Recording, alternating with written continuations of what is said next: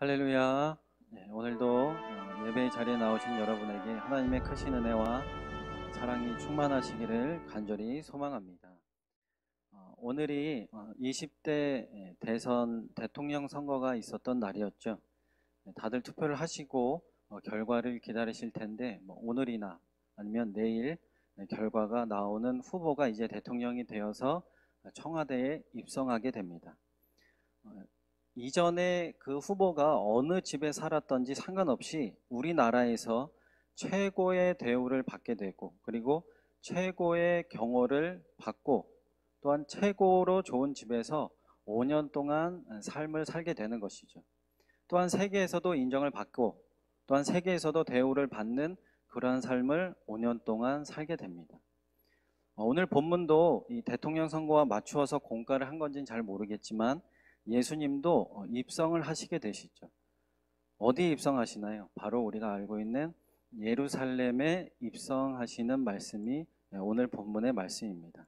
예루살렘은 이스라엘의 수도죠. 이스라엘에서 가장 많은 사람들이 모이는 곳, 그리고 그 모이는 곳에 예수님은 왕으로서 이스라엘을 다스리시기 위해서 입성하시는 것이 아니고 고난받기 위해서, 그리고 십자가에 달려 죽으시기 위해서 이 예루살렘에 입성하시는 것입니다. 그런데 예수님이 예루살렘에 입성하시는 모습은 어떠했습니까? 대통령이 청와대로 들어가는 것처럼 경호원들이 다 둘러싸고, 그리고 수많은 인파의 환호를 받고, 또한 영광스럽게 입성하셨나요? 물론 보기에는 수많은 인파도 있었고 경호원들처럼 옆에 12명의 제자들이 호위하면서 들어갔을 것입니다. 그러나 예수님은 그러한 것들을 사람들에게 보이시기 위함이 아니었다라는 것이죠. 예수님이 진정으로 사람들에게 보이시고 또한 그것을 통해서 깨닫기를 원하셨던 것이 있다라는 것입니다. 오늘 이 시간 그것이 무엇인지를 나누어 보려고 합니다. 과연 예수님의 그 입성하시는 모습을 보고 또한 그 모습을 통해서 예수님은 사람들이 무엇을 깨닫기를 원하셨을까? 오늘 이것에 관해서 말씀을 나누도록 하겠습니다. 대통령이 되면 여러분 어떠한 차를 탈까요? 보니까 방탄차 이런 차를 탄다고 합니다. 미사일이 날라와도 끄떡없고 또한 바퀴가 터져도 일정 속도로 계속 갈 수 있는 그런 좋은 차를 타는 것이죠. 그런데 대통령이 되고 나서 나는 방탄차 그런 거 싫다. 나는 티코나 그냥 요런 차 타고 싶다라고 해가지고 나는 그런 걸 타게 해달라라고 하면 허락해 줍니까? 허락해 주지 않죠. 무슨 말씀하시는 겁니까 지금? 절대로 안 됩니다라고 하면서 더 좋은 차를 구해서 타도록 하겠죠. 왜 그렇게 할까요? 한 나라를 대표하는 대통령이기 때문입니다. 그렇다면 예수님이 예루살렘에 입성하실 때는 무엇을 타야 했을까요? 그 당시에 가장 좋은 탈 것을 타야 하지 않았을까요? 낙이 새끼가 아니라 말 같은 것, 아니면 말도 엄청 좋은 말이나 아니면 마차 같은 거를 타야 하지 않았을까요? 수십 마리의 말을 이끄는 화려하고 웅장한 마차를 타고 호위병들도 12명 제자가 아니라 수백 명씩 호위하면서, 그리고 수많은 사람들의 보좌를 받으면서 예루살렘에 입성해야 했다라는 것입니다. 그래서 그 예수님이 예루살렘에 그렇게 입성하는 것을 보면서 역시 저분은 메시아가 맞구나, 저분은 우리를 로마에서 구원해 주실 분이 맞구나 라고 사람들이 더 환호하고 좋아하지 않았을까요? 아마도 춤추면서 많은 사람들이 기뻐 뛰었을 것입니다. 그러나 이러한 우리의 기대와는 다르게 예수님은 나귀 새끼 한 마리를 타고 예루살렘에 입성하셨습니다. 14절에 보면 예수는 한 어린 나귀를 보고 타시니라고 말씀하고 있죠. 나귀를 타셨습니다. 근데 큰 나귀도 아니고 어린 나귀, 작은 나귀를 타고 입성하셨다라는 것이죠. 누가 보아도 참으로 초라한 형색으로 예루살렘에 입성하신 것입니다. 과연 저분이 우리를 구원할 수 있을까? 이 로마라는 거대 권력 앞에, 거대 나라 앞에서 우리를 구원할 수 있는 분이 저 나귀, 어린 나귀를 탄 저분이 과연 구원할 수 있을까라는 의문이 들 정도로 초라한 모습으로 예수님은 예루살렘에 입성하신 것입니다. 그렇다면 예수님은 왜 이렇게 초라한 모습으로 입성하셨을까요? 다시 한번 말씀드리지만 예수님은 세상이 따라올 수 없고 흉내조차 낼 수 없는 모습으로 당당하게 입성할 수 있는 능력이 충분히 있으신 분입니다. 예수님이 잡히시던 날도 베드로에게 예수님이 이렇게 말씀하셨습니다. 마태복음 26장 51절에서 53절 말씀을 보면 예수와 함께 있던 자 중에 하나가 손을 펴 칼을 빼어 대제사장의 종을 쳐 그 길을 떨어뜨리니 이에 예수께서 이르시되 내 칼을 도로 칼집에 꽂으라. 칼을 가지는 자는 다 칼로 망하느니라. 너는 내가 내 아버지께 구하여 지금 12군단 더 되는 천사를 보내시게 할 수 없는 줄로 아느냐라고 말씀하셨죠. 이 정도의 능력이 있고 권세가 있으신 분인데 예루살렘 입성할 때 당연히 어린 나귀가 아니라 더 크고 웅장하고 정말 세상이 흉내낼 수도 없는 그런 화려함으로 입성할 수 있었다라는 것입니다. 그러나 예수님은 이러한 능력을 단 하나도 사용하지 않으셨습니다. 초라한 모습을 보여주심으로써 우리를 깨닫게 하려고 하신 것이죠. 그렇다면 무엇을 깨닫으려고 우리에게 깨닫게 하시려고 그런 초라한 모습으로 입성하신 것일까요? 첫 번째로는 예수님은 우리에게 겸손을 깨닫게 하시려고 그렇게 입성하셨다라는 것입니다. 여기 저희 교회 위에 보면은 스타벅스라는 커피숍이 있잖아요. 그 맞은편에 여러분 뭐 드시고 뭐 가셨던 분들도 계시겠지만 크리스피 크림이라는 도너츠 가게가 하나 있습니다. 이 도너츠 가게가 지금은 우리 충주에도 올 만큼 되게 유명해져서 많이 있는데 한 12, 13년 전, 그러니까 2009년, 뭐 8년, 9년, 10년 이럴 때는 거의 전국에 몇 개 없는 걸로 제가 알고 있었거든요. 제가 MBC 다닐 때 처음에 어떻게다가 그 도너츠를 한번 맛보고 야, 세상에 이런 도너츠가 있구나. 야, 너무 맛있다. 이 맛을 나 혼자 보면 안 되지 해가지고 제 아내한테도 주고 저 가족한테도 좀 이렇게 주고 싶어서 큰 도시 갈 때마다 이렇게 샀었던 적이 있었습니다. 그러다가 업무차 이제 MBC에 있는 그 직원분을 모시고 서울 명동 근처에 간 적이 있었어요. 조금 시간이 나가지고 그 가기 전에 미리 검색을 했죠. 그 명동 근처에 살 데가 어디 있나 이렇게 인터넷으로 검색하니까 그 한 군데가 나오더라고요. 그래서 이제 거기를 가게 됐습니다. 거기가 어디냐면 서울 명동에 있는 롯데호텔이라는 곳을 제가 찾아가게 됐죠. 뭐 호텔 별거 있나? 호텔이 아니라 호텔 맞죠? 롯데백화점. 죄송합니다. 롯데백화점. 네, 호텔이 아니라 호텔도 같이 있는 걸로 알려지는 롯데백화점에 그게 있더라고요. 그래서 뭐 백화점 별건가 그냥 가서 사가면 되겠지라고 생각하고 이제 당당하게 갔죠. 근데 그날따라 이제 좀 비가 좀 추적추적 내려가지고 우산도 하나 들고 이렇게 들어가는데 그때 제 복장이 무엇이었냐? 운전했으니까 그냥 뭐 운동화에 청바지에 뭐 하얀색 잠바떼기 하나에 이렇게 우산 들고 이렇게 들어갔습니다. 1층으로 딱 들어가자마자 제가 딱 생각한 게 무엇이냐면 야, 여기 잘못 왔구나 라는 생각이 가장 먼저 들었습니다. 야, 여기 내가 올 곳이 아닌데 내가 이곳에 들어왔구나 라고 생각이 들었죠. 왜냐하면 수도 서울 그리고 가장 그 수도 서울에서 중심적인 명동인데 제가 그걸 모르고 운동화에 청바지에 잠바떼기에 우산도 시원찮은 우산 하나 들고 1층에 딱 들어갔는데 그 1층에 딱 들어가니까 수많은 사람들 모든 사람들이 다 정장 아니면 다 이렇게 빼입은 옷을 입고 다 계시더라고요. 그래서 나 이곳에 잘못 왔구나. 내가 오지 못할 곳으로 왔구나. 이런 생각이 들었습니다. 그런데 목적이 있잖아요. 제 그 도너츠를 사기 위한 목적. 그래서 우리 철판을 깔고 빨리 갔습니다. 빨리 가가지고 그곳에서 사고 빨리 나왔죠.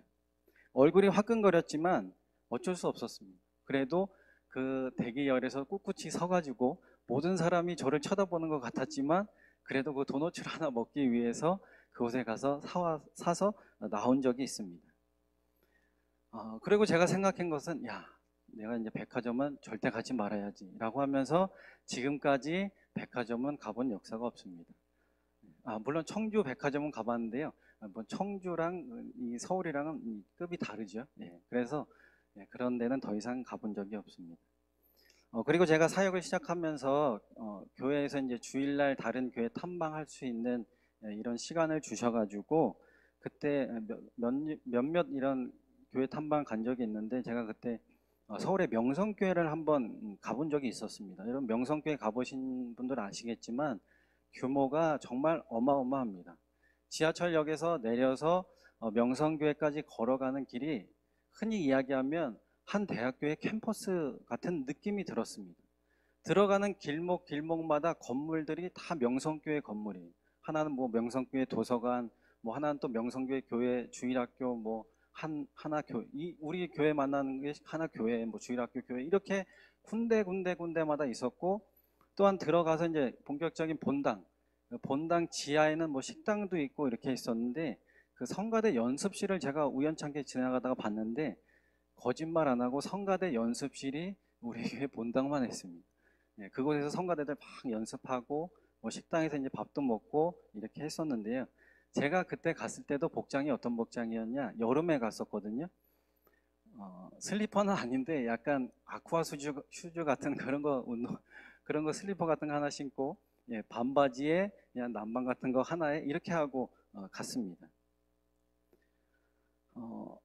그런데 너무 더운 여름이니까 그냥 좀 편하게 갔죠. 근데 그렇게 편하게 갔는데도 불구하고 누구 하나 저 하나 쳐다보는 사람 없더라고요. 야, 쟤 왜 저렇게 옷을 입고 왔지?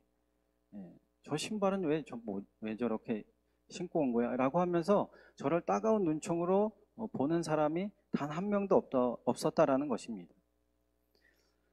예수님이 황금 면류관을 쓰고서 멋진 말을 타고 입성하셨다면 여러분 과연 예수님께 나아가는 자가 몇 명이나 되었을까요? 바리새인과 서기관들 외에는 그 누구도 예수님에게 나아갈 수 없었을 것입니다. 그런데 예수님은 초라한 나귀 새끼 한 마리 타고 예루살렘에 입성하셨습니다. 즉 이 말은 무엇이냐면 누구든지 예수님께 나아올 수 있었다라는 말입니다. 어린아이를 비롯하여 가난한 자, 그리고 병든 자, 또한 힘든 자들이 거리낌 없이 예수님께 나아올 수 있도록 예수님은 낮추신 것입니다. 예수님은 이것을 사람들이 깨닫기를 원하셨다라는 것이죠. 우리도 겸손해야 하는데 무엇이 겸손해져야 할까요? 우선은 첫째로 교회가 겸손해야 한다라는 것입니다. 좀 전에 제가 명성교회 갔을 때 그 누구도 저한테 뭐라고 하지 않고 왜 우리가 이런 차림으로 우리 교회에 왔냐라고 하지 않았다라고 말씀드렸잖아요. 교회는 우리가 흔히 이야기하듯이 문턱이 있어서는 안 된다라는 것입니다.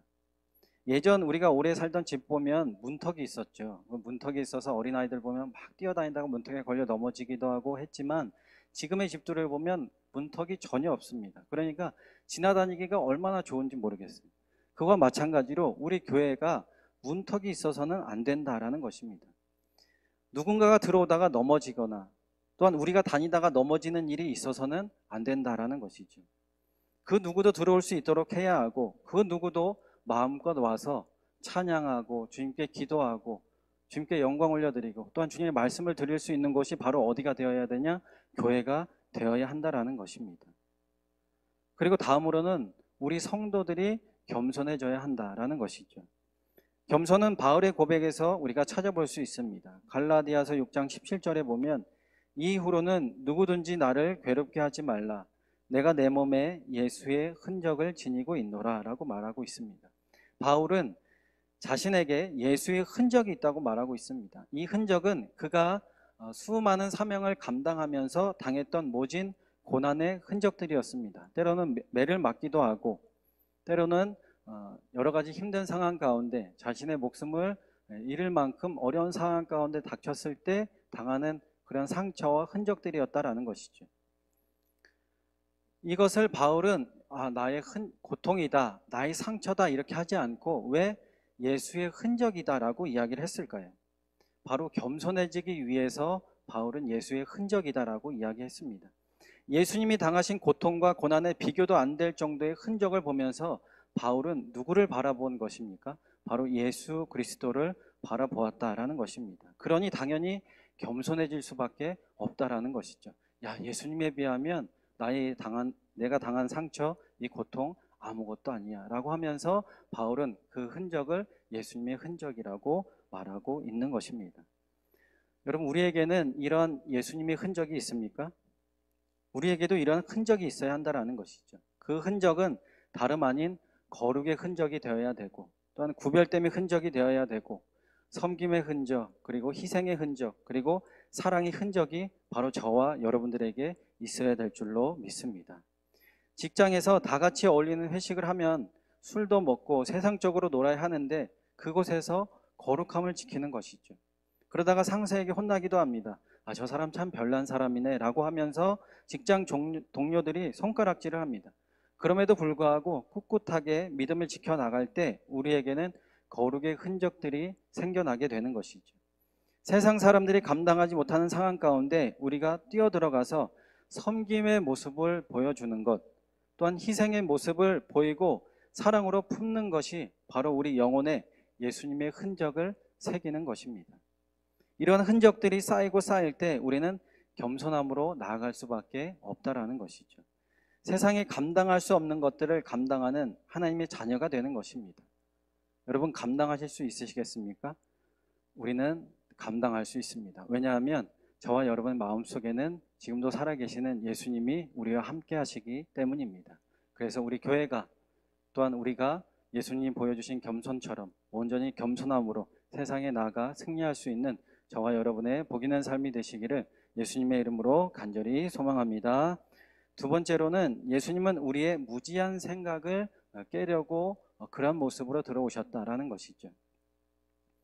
우리가 그림이나 이런 것들을 보면 예수님의 모습은 상당히 인자하시고 또한 자비로우시며 또한 그런 은혜로운 얼굴로 가득 차 있는 그런 모습으로 우리는 예수님을 보았고, 또한 예수님은 그렇게 생기셨을 거야 라고 생각하고 있습니다. 그러나 성경에서 말씀하고 있는 예수님의 얼굴과 그리고 몸매는 우리가 생각하는 것과는 전혀 다른 그러한 모습으로 나타나고 있습니다.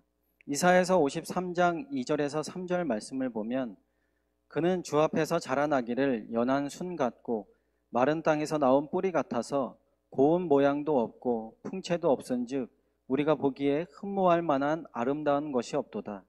그는 멸시를 받아 사람들에게 버림받았으며 간고를 많이 겪었으며 질고를 아는 자라. 마치 사람들이 그에게서 얼굴을 가리는 것 같이 멸시를 당하였고 우리도 그를 귀히 여기지 아니하였도다 라고 성경은 예수님이 어떠한 모습이었는지 또한 어떠한 몸매였는지를 정확하게 말해주고 있죠. 예수님이 이사야의 예언대로 이 땅에 오셨습니다.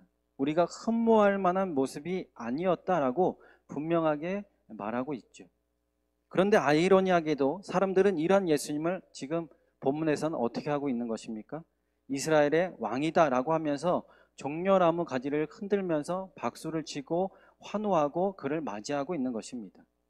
이런 비유가 맞는지는 모르겠지만 금방이라도 쓰러질 것만 같은 병자 하나가 연약한 나귀를 타고 예루살렘에 입성하는 모습이 바로 예수님의 본 모습이었다라는 것이죠. 여러분이라면 박수를 치고 환호하고 야, 정말 우리를 구원할 왕이다 라고 존경의 눈으로 바라볼 수 있겠습니까? 저 같으면 절대 그렇게 하지 않았을 것 같습니다. 야, 무슨 우리를 구원해 줄 왕이 왜 이렇게 초라하냐? 왜 이렇게 연약해? 뭐 툭 하면 건드리면 쓰러지는 거 아니야? 그리고 뭐 저런 낙이 저런 걸 타고 들어오지? 라고 생각했을 것 같습니다. 그렇다면 이 사람들은 그런 모습을 분명히 보았을 텐데 왜 그렇게 환호하고 기뻐하고 이렇게 막 흔히 말해서 막 난리치고 이렇게 했을까요? 더욱이 옆에서 예수님의 모습을 더 잘 알고 있던 이런 제자들까지도 이들이 왜 이렇게 환호하는지 그 이유를 몰랐다라는 것입니다. 그 이유는 무엇이냐? 바로 17절과 18절 말씀에 나옵니다. 나사로를 무덤에서 불러내어 죽은 자 가운데서 살리실 때에 함께 있던 무리가 증언한지라. 이에 무리가 예수를 맞음은 이 표적 행하심을 들었음이러라 라고 말씀하고 있습니다. 죽은 나사로를 살린 것, 이 표적을 이 모든 사람들이 들었다고 말하고 있는 것이죠. 그러니 무엇 때문에 이렇게 말하고 있는 것입니까? 표적 행함을 들었기에, 그리고 죽은 자를 살린 사람이 저 예수라는 사람이래 라고 하면서 그들은 야, 정말 그러나? 근데 보잘것없는데 야, 저런 사람이 어떻게 사람을 살렸어? 야, 그게 무슨 상관이야? 사람을 살렸다니까. 죽은 사람, 시체가 썩은 냄새가 나는 3일이나 지났는데도 불구하고 그 사람이 살아났단 말이지. 그래? 야, 정말로 그래? 야, 다시 보니까 정말 좀 대단한 것 같은데? 야, 뭔가 좀 달라 보여. 막 사람들은 수근수근 거리면서 서로들 이야기했다라는 것이죠. 여러분, 기적, 그리고 이 표적이라는 것에 초점을 맞춘 사람들의 눈에는 더 이상 예수님이 초라한 모습들이 눈에 들어오지 않았다라는 것입니다.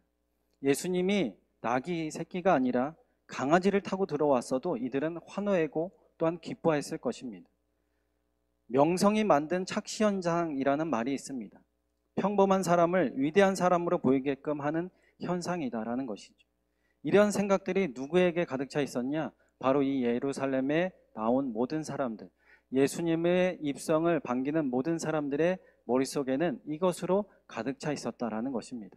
야, 죽은 사람도 살리는데 우리를 이 로마의 압제에서 분명하게 구원해 줄 수 있을 거야 라는 이런 생각들로 그들의 머릿속은 가득 찼고, 또한 그 모습을 통해서 보는 예수님의 모습은 정말로 화려했을 것입니다.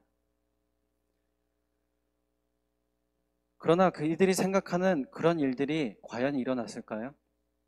예수님이 예루살렘에 입성해서 정말 로마의 압제를 멋있게 히어로처럼 물리치고 정말 새로운 나라를 이들에게 안겨주었을까요? 그렇지 않았습니다. 그런 일은 절대로 일어나지 않았습니다. 그때서야 사람들은 이렇게 생각한 것이죠. 아, 내가 착각했구나. 그럼 그렇지. 우리가 봤던 저렇게 연약한 사람이 어떻게 그런 일을 했겠니?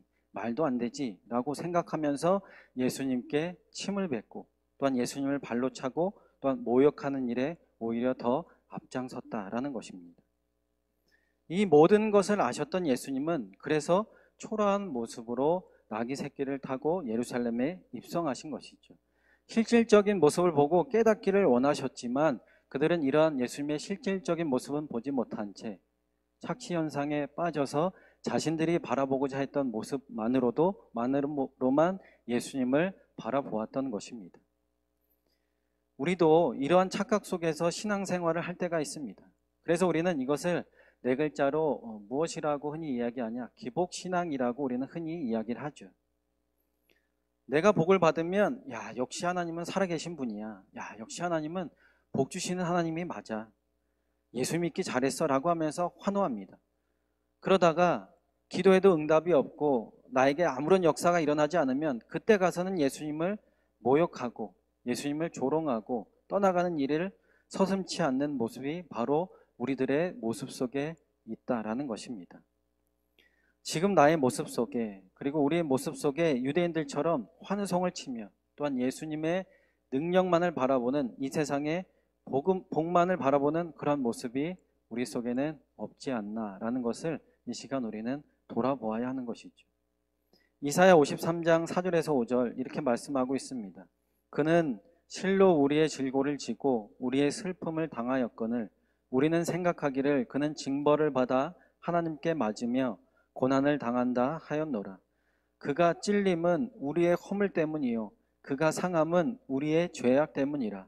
그가 징계를 받음으로 우리는 평화를 누리고 그가 채찍에 맞음으로 우리는 나음을 받았도다. 이것이 진정한 예수님의 모습입니다. 이 모습을 우리가 다른 눈에 가리워져서 이 모습을 못 보는 것이 아니라 진정으로 이 모습만을 바라볼 수 있는 저와 여러분이 삶이 되시기를 예수님의 이름으로 간절히 소망합니다. 말씀을 정리하겠습니다. 예수님의 예루살렘 입성의 모습은 우리들에게 너무나도 분명한 메시지를 보여준 그러한 모습으로 예루살렘에 입성하셨습니다. 오늘 나눈 이 말씀을 통해서 우리도 어디에 입성해야 되냐? 예루살렘에 입성해야 합니다. 그렇다면 이스라엘의 비행기를 타고 예루살렘에 진짜 입성해야 되냐? 그것이 아니죠. 바로 세상이라고 하는 예루살렘에 교회 문을 나서는 순간 우리는 입성하는 것입니다. 입성하는 모습을 세상 사람들에게 여러분 어떻게 보여주시겠습니까? 섬김의 모습으로 입성할 수 있는 저와 여러분이 되시기를 바랍니다.